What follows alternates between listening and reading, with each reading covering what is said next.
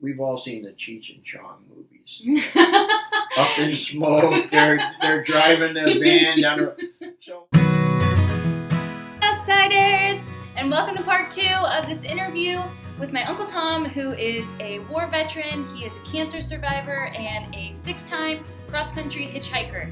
So if you haven't seen part 1, then the link is below and you should check it out because it's pretty cool. But we'll get into part 2 now. So one day I'm in Kentucky and I catch a ride with these two guys who are, they're Cheech and Chong. They're smoking everything that you could think of. It's puffing out, and I'm like,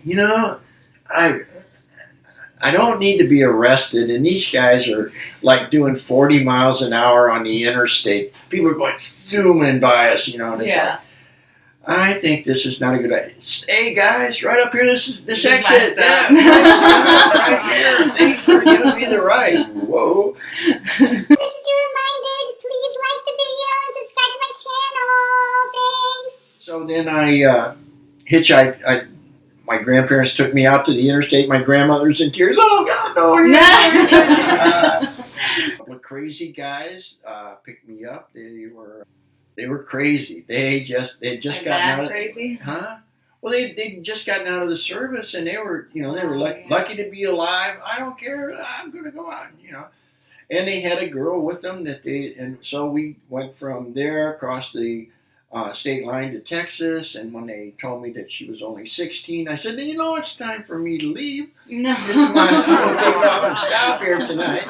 Yeah. So that was like your cue. Anytime you were scared to get in trouble, you just... I'm ready. This is my stop. This is my stop. Ready to go. Back on the highway, and these 2 or 3 guys pick me up.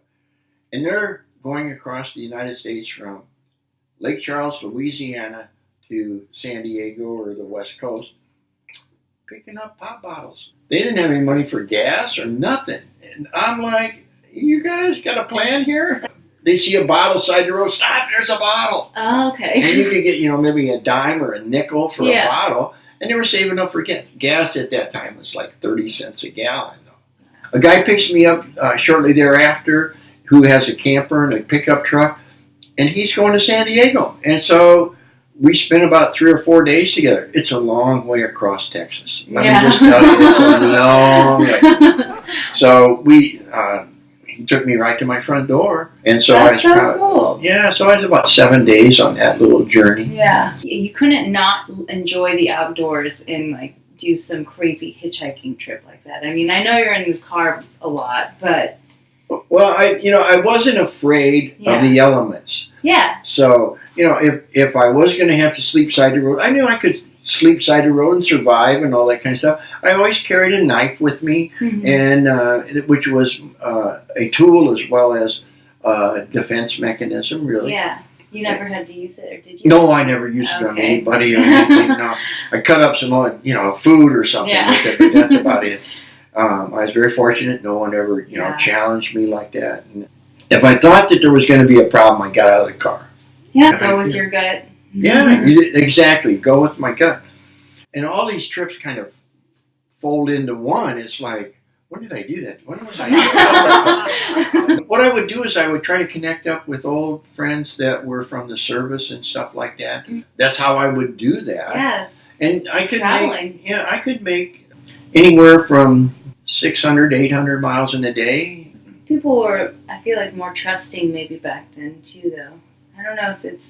Well, I had a story to tell. Yeah. I would tell them, hey, I'm a guy who was in Vietnam. I had, I don't have a lot of money, so I'm, trying to do this to get home to see my parents or something like that. Yeah. And I would, tell them a story, and they would, one time I went across the United States on $5 and a penny.